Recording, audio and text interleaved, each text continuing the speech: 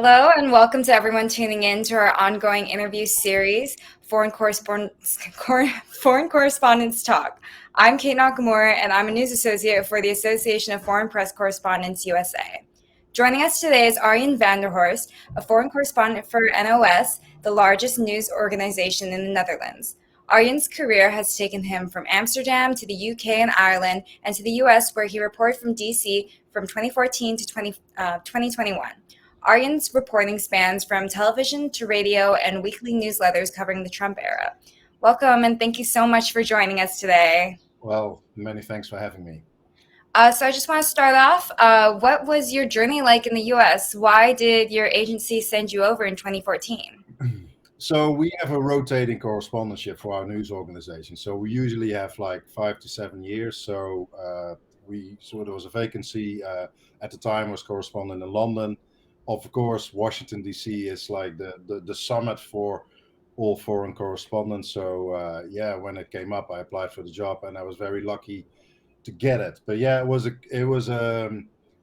from literally day one, it was a roller coaster. And I know this is a cliche when you talk about posts like Washington D.C., but literally, this was you're talking about November 2014, and I landed in Washington, and the same day I had to take another flight to Ferguson because there was a lot of riots going on then because the police officer who had shot Michael Brown, they decided not to prosecute him, and which led to a lot of tension. So from day one, that was my very first job, and in that first year especially, there was a lot of this was the rise of Black Lives Matter, and after 1 year, I thought experiencing and seeing so much of this new movement, and I thought, oh, this is going to be like the major theme of my correspondentship in the next 6 years. But then, of course, Trump came along, and which everything changed. Although in the end of my time,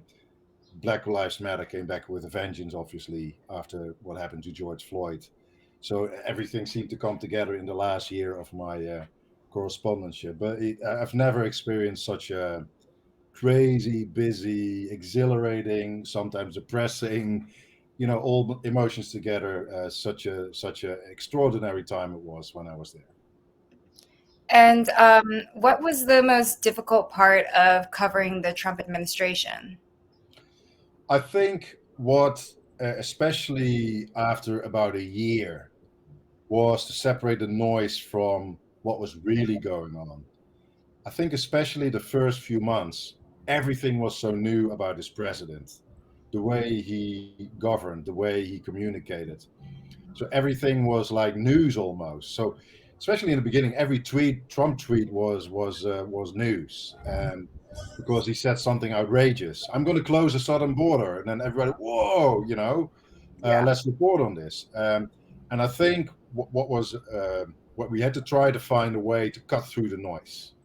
Um, so after a year, when he tweeted, I think for the third time, I'm going to close the southern border, my newsroom was on the line saying, "Wow, this is a story," and it's like, hold on, he said this twice before, nothing happened. So there's a lot of, as we say in Dutch, a lot of barking, no biting.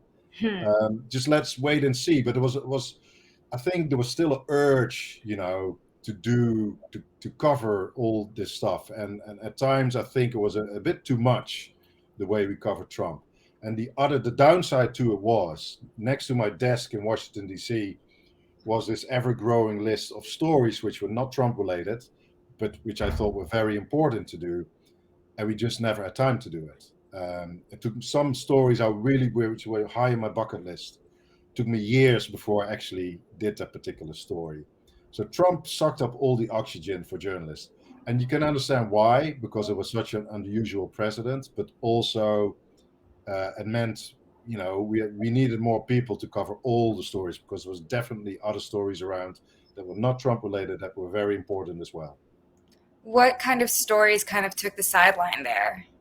So a couple of stories were the climate change stories, and so we had a few plans to visit the Arctic, both in the Canadian Arctic and in Alaska, um, because there was a few very interesting developments in the Arctic, you see an acceleration of the militarization of the Arctic because ice is melting. There's mineral resources becoming more available because of the melting ice. Maritime routes opening up. So suddenly, what used to be an ice desert and not important at all becomes very important. And you see all the nations around there beefing up their military presence. So that was one particular story we did in Canada. We went with the Canadian military in the end, really high up in the Arctic. And the other one was just how climate change was affecting indigenous populations in Alaska. So went to the Arctic Wildlife Refuge, which was also a Trump story in a way because President Trump decided to, he gave licenses for oil companies to drill in this protected, which at that point was a protected nature reserve. But it took these projects, these trips take a long time to prepare, and I think it was cancelled a few times just because of what happened with the Mueller investigation or something what Trump did. But finally, with my last year, I got there in the end. So, but it took a while. You've covered a lot of different beats there. What was the most difficult story to cover while you were in America? Ooh, the most difficult story. Um, what was the most, in ways, challenging? Not so much difficult, but I think the Black Lives Matter was an important theme of my time there.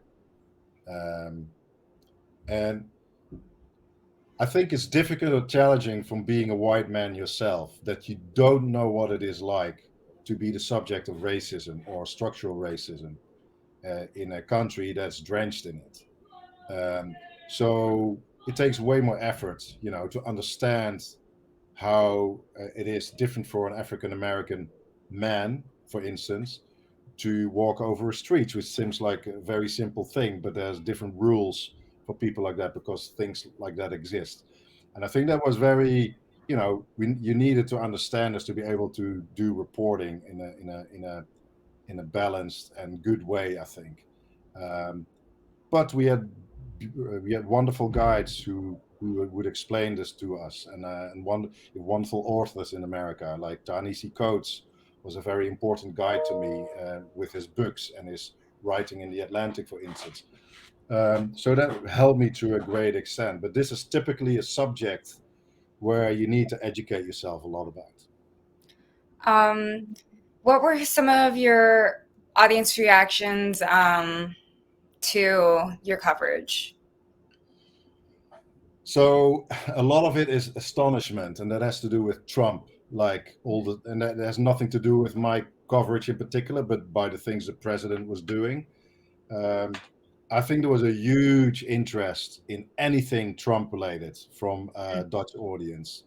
So, for instance, I started a newsletter called Trump Daily, Yeah. and it started off as an internal email because when Trump was elected, which nobody expected, including us, obviously, in the time between the election and the inauguration, um, everybody was like, everybody wanted to know everything what was happening around Trump.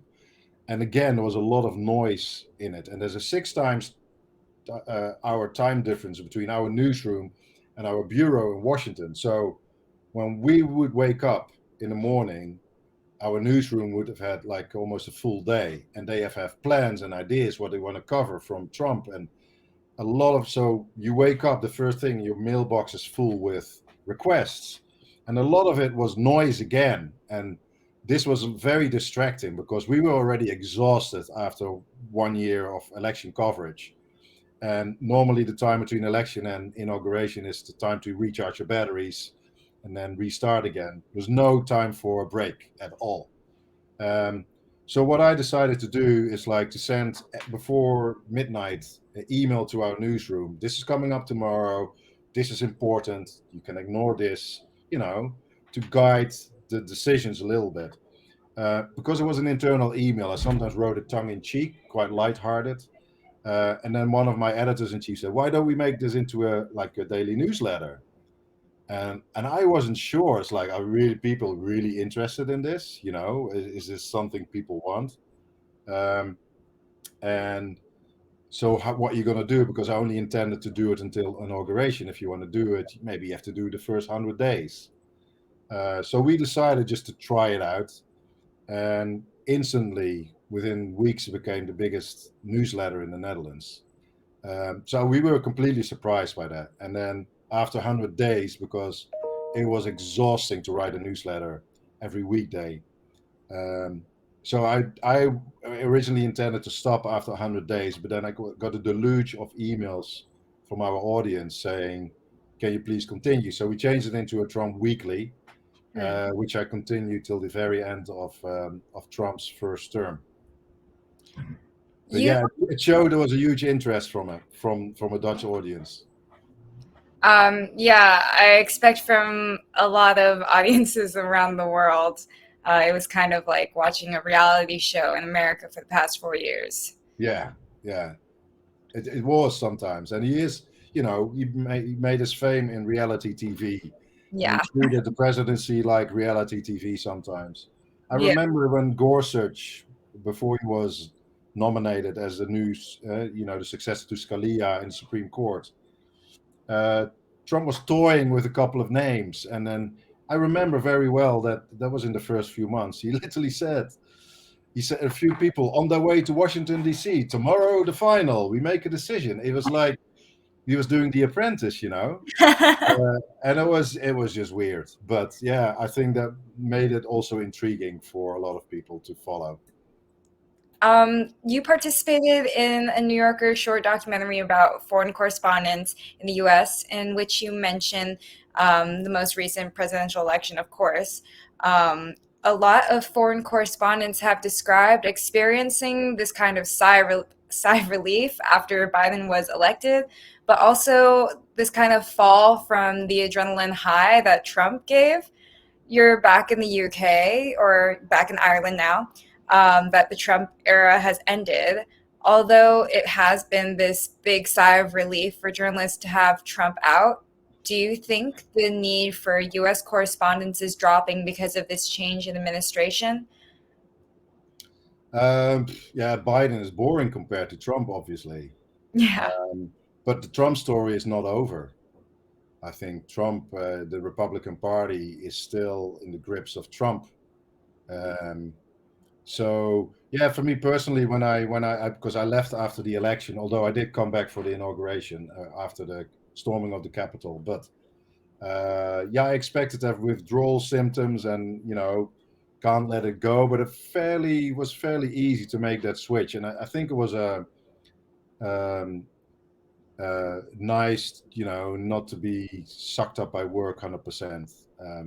yeah, Because my family has suffered because of my work yeah. and family relations, because for that reason. So that was nice to be back. But yeah, I think because Trump is gone, I don't think it's over what's been going on in America. If you look at a lot of millions of American voters still believe the election has been stolen. Yeah. And I think that's a real problem if a big part of your electorate don't accept the result of your election. Um, and he might be back, in a couple of years. So, yeah. Do you ever see yourself returning to the US to be a correspondent in the future? Oh, I could see myself returning to the US, but maybe not as a correspondent. So I to try. I've been doing being a news correspondent for 15 years now, and especially with London and Washington, you're really in the front line of the news, which in many ways was exciting. But I also am at a stage in my career when I want to evolve in my journalism to do more in-depth reporting, more documentary stuff, which I'm working on now at the moment. So that's a direction I want to take, and maybe not so much following the news like I did in Washington D.C. But I still miss America. I do miss America. We had a great time there. My family misses America. Although it's beautiful, we live in Ireland on a beautiful spot in Ireland. Yeah, we had a great time there. What are some differences you perceive between reporting from the US, the UK, and the Netherlands? So, as in the way we are treated, or what? What do you Yeah, mean? yeah, go into that. Um, so, interestingly, so we are the main news organization. You do see a shift in the Netherlands where people call you fake news, and like the last few years, reporters in the Netherlands, our reporters from NOS have to be protected when they go to big demonstrations, or so have to bring their bodyguard. This is new to us. That was never the case before. So I think in general the environment for journalism is not improving. It's going the wrong direction, and this is what you see both in the Netherlands, the US, and the UK. I think the level of accusations towards the press in America is a far, worrying level than in the Netherlands. Um, Although we're being criticized more often back home, also there's a huge part of our audience that really appreciate us, and we know that. Um, I think the politics and media in America are so polarized. I think it's tougher to work as a journalist in that sense. However, being a foreign correspondent, being from a very small European country, made it in many ways easier for me to operate.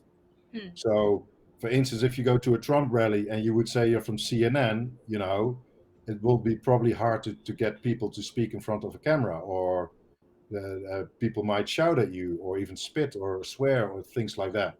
And when you say you're from the Netherlands, a lot of Americans probably don't know exactly where it is in Europe. So you're kind of neutral, and they're kind of curiously interested why a journalist from some small country far away is interested in being there.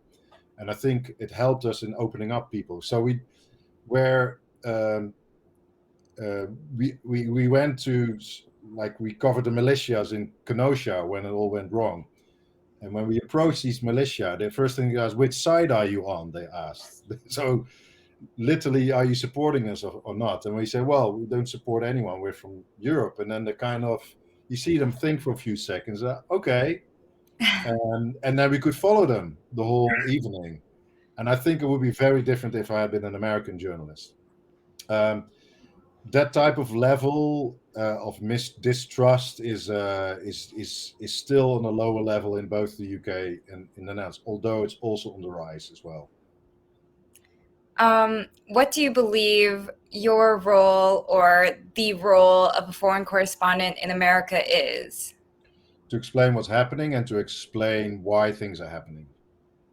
Um, so, so for instance, Trump, the biggest thing is with Trump to explain why people vote for him.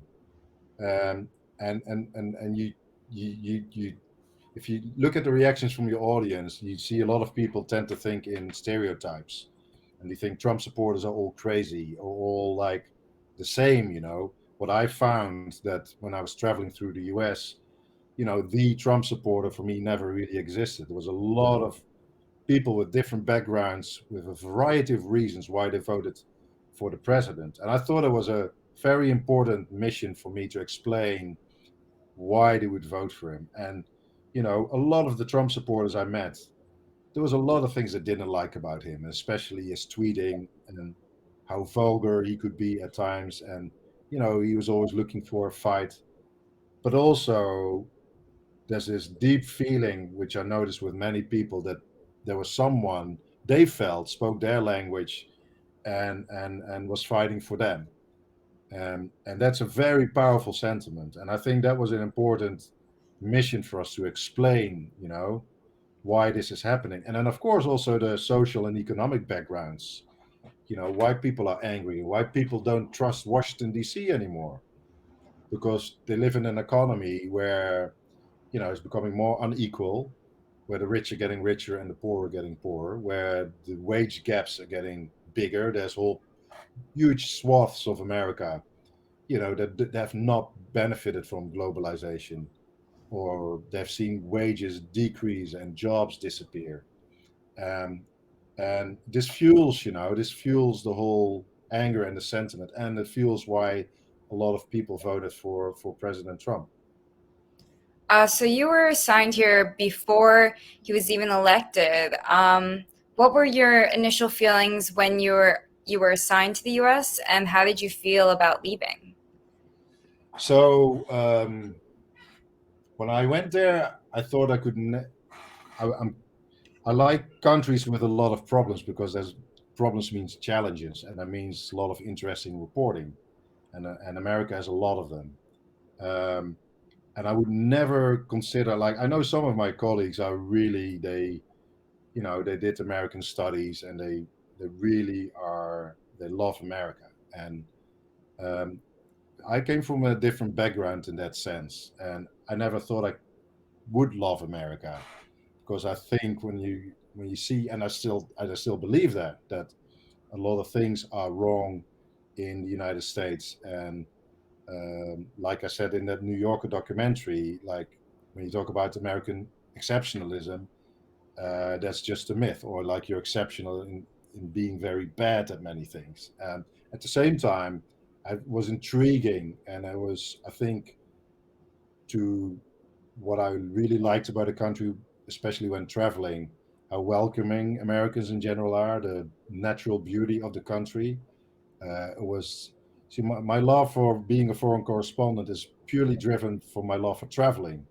And this Hmm. was one of the best opportunities, the best excuses to travel in such a vast continent with such a vast variety and diversity of people and landscapes and cities and countrysides and everything. Um, so I thoroughly enjoyed that. And in that sense, I did, started to love the country in that way. And my family has as well. So yeah, I still miss it. So that's how, when I left, despite I was also happy that I could take a breather after 6 very turbulent years, but also I would love to go back at one point. And what did you learn from your time reporting in America? What did I learn? I think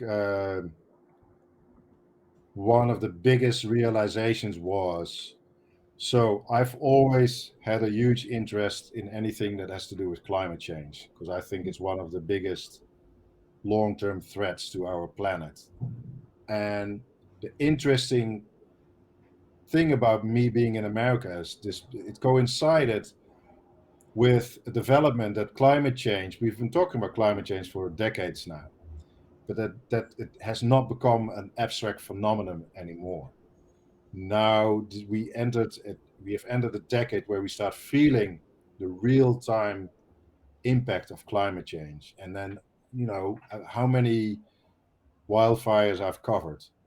I covered the biggest wildfire ever, and then 9 months later, I covered a wildfire that was then the biggest wildfire ever, and a year later we had another wildfire that was even bigger.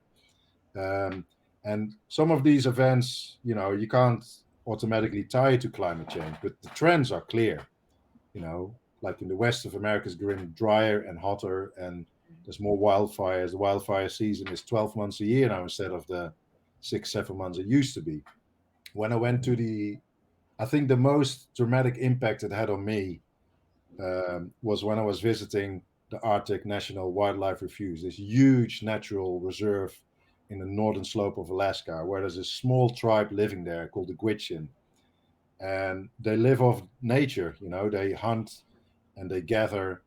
Um, and they live in an area which is the borderline of where the trees stop to grow. So there's still a couple of trees, and so they took me into their mountains and the forest, what one of the things that struck me is, like, all the trees were not straight; they were hanging down a bit.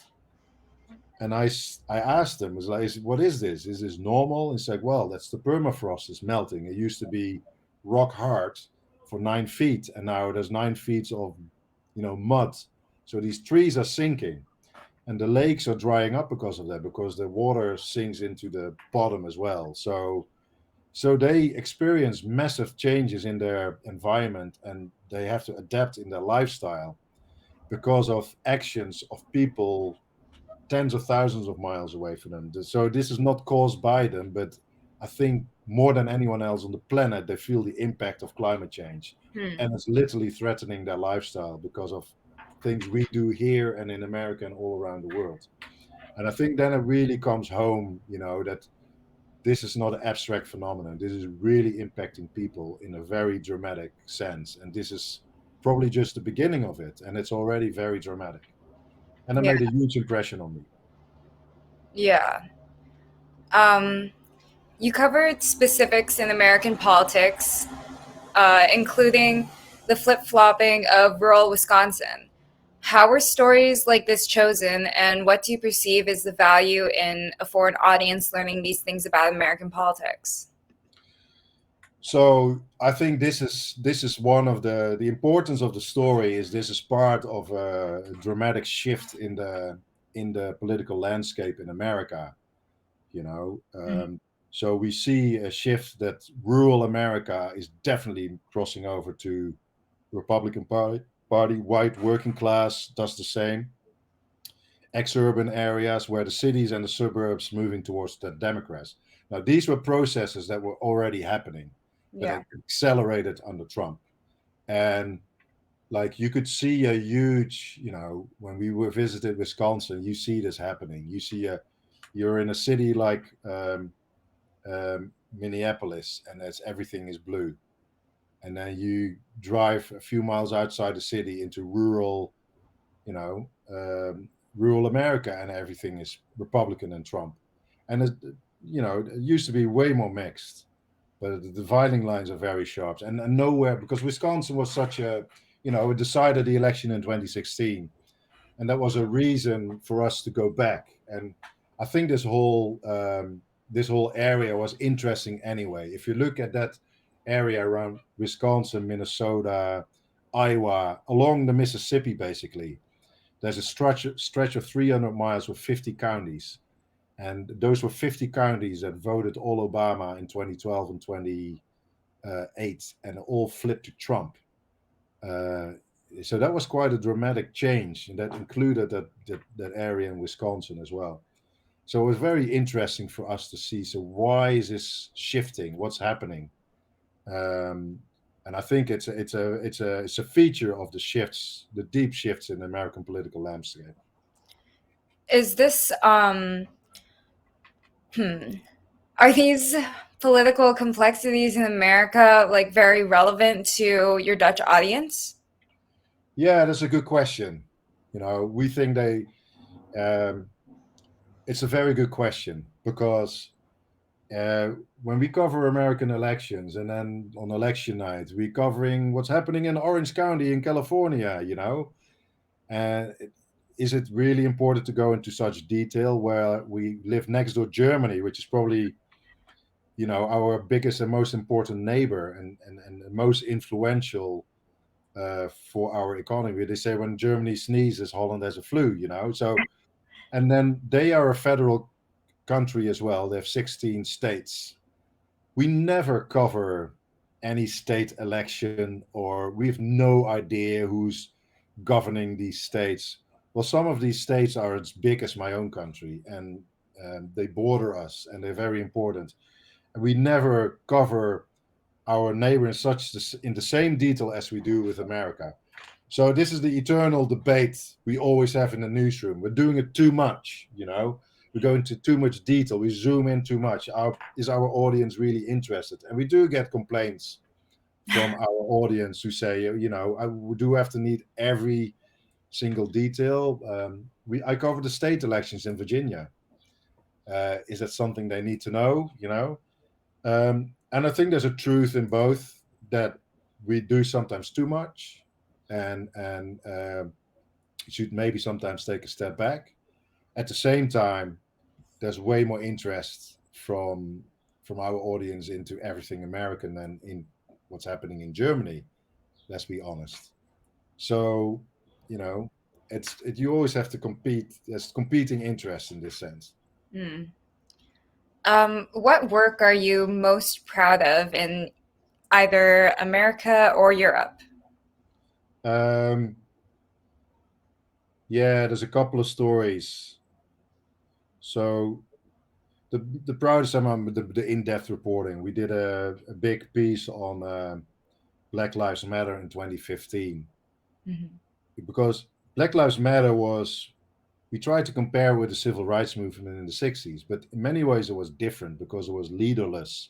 It was not a Martin Luther King or Malcolm X or, well known figures who were leading the movements. And I think Black Lives Matter on purpose wanted to be leaderless. They wanted to be more organic, and they were intersectional as well. So they were combining, women's rights and gay and transgender rights and civil rights. They were all linked to each other, and this was interesting.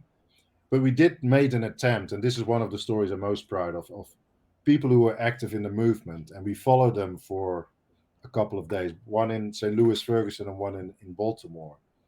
And a lot of stuff happened in those days, and it brought me really close to the problems a lot of African Americans are facing. And I thought, yeah, just one of the reports I'm most proud of. Other stuff is the climate change stuff, Hmm. what we did in the Arctic, and other stories we did around this theme. Basically, I think the long-term stories that has a long-term impact are the more interesting one. That's what I'm more interested in as well. Hmm. So yeah. Did you ever have a strategy besides, just making it clear that you're European when it came to interviewing Americans? Um, yeah, I think Americans are in general very easy to approach. Yeah. It was in that sense a joy, especially after working in the UK for 8 years. British people are not easy. They are very tough. Yeah, that default mode is no. And I think in general, um, there's a sense of general curiosity with Americans. They're just curious why someone from far away is interested in them, and Hmm. they're very good at public speaking. You know, doesn't matter if it's some homeless guy or a politician or whatever. They always had great, brilliant quotes, and yeah, and that always amazed me. So the way we approach Americans, I don't know. I think you have to. So Dutch people are very direct in general, and Dutch people tend to confuse directness with being rude. So sometimes Dutch people can be very rude, and well, they think they're just being honest and direct. Hmm. Um, and they think sometimes when the way Americans communicate, when they ask "How are you?" and this politeness, and they think it's fake, so they don't want to be fake, so they just are not polite. So I think that's one thing you have to learn, Hmm. and this is something I already learned in the UK because British people are very similar in that sense. You just start a polite conversation and show your interest in them and ask them how they are doing. Simple things like that. That's how you start the ball rolling, basically. But I know from some colleagues that's one thing that had to change because you can't be blunt. What do you believe is a universal experience that foreign correspondents in America share? I think you saw that in that New Yorker documentary. No matter where they came from, is a general concern that the United States, and especially its political system, is sliding back into something that's not so healthy. Hmm. Um, and this is one question I kept asking myself, and I still don't have an answer. How do you put the genie back in the bottle? How can you move back to a situation where you can agree to disagree, where you don't see someone who has other political beliefs as your enemy? How can you talk in a normal way? I've experienced it from up close that Thanksgiving, this great American tradition where people and families come together, that, you know, either don't mention the T word on Thanksgiving or just don't go at all. So in that sense, American is losing a little bit of its soul. And I find it really hard to see um, how do you put the genie back in the bottle? How can you move to a more normal situation where people can communicate in a normal way? I do sense with a lot of Americans that they are longing for something like that. At the same time, it sometimes baffles me that when people express this longing, then they can vote for really, extreme politicians that cause the opposite. Yeah. Um, but yeah, it's still a very interesting time. I think it's the end of an era. What I witnessed in America, and of a very specific era in the United States, and it's very uncertain where the country is heading to at the moment. When Biden is on the world stage like last week, and he's saying we're back, you know, we're back on in international politics, and we are a beacon for democracy. Well, there's several states adopting voting restrictions at the moment. Hmm. There, this is shocking for us to see as Europeans. The gerrymandering, voting restriction to make it more difficult to vote for Yeah. people. That's very undemocratic. Uh, Yeah. and so it's still that problem is not solved. And this voting restrictions and gerrymandering make a system only more polarized. I think so. Yeah, there's a lot of things to be done, a lot of work to be done in the states if you want to become a bit more of a normal society. And you want to move back here, right? Yeah, but it's interesting, intriguing. Yeah, so I could never move back to the Netherlands, to my home country, Hmm. because it's, you know, compared, Yeah. things are going well and it's all a bit boring, and it's a very nice country. I like where there's a country where with problems, because problems are challenges and challenges need solutions, and that leads to interesting debates, and that's more interesting for journalists. Yeah. I guess that makes a lot of sense, you know. Yeah, How are you going to live when there are no stories? exactly. Yeah, plenty of stories in the States. So let's wrap things up a little bit. What have you been working on most recently? I believe you're in the process of making a documentary. Yes, so we're doing a documentary series on the Mayflower and the Pilgrims. Last year was the big 400th anniversary year, so the big voyage from a bunch of very religious Christians who moved through Holland, and then from England to Holland to what they call the New World at the time. So yeah, it's a documentary. It's a historical series, so we tell the story of the Pilgrims' journey and what happened, but also we link it to present day debate, because it's very interesting to see that this is the anniversary of which many Americans think is a very seminal moment in their history. They consider it an origin story, or this is a mythical epos of heroes who fled religious persecution and tried to build their own, in pursuit of happiness. So a lot of things of American identity come in together here. But of course, this story has a very dark side as well, Yeah. with the extermination of the local population and cultural genocide and the start of slavery. And this is why there's a very interesting discussion now, intense debate in the States about the origins of America and how should we value those moments when a group of settlers, colonizers, came to the North American continent. Yeah. And we've seen the 1619 project from the New York Times, um, which where about the impact of slavery, and in many ways you can say slavery is also origin story of the United States. But this caused a huge counter reaction from the Trump administration.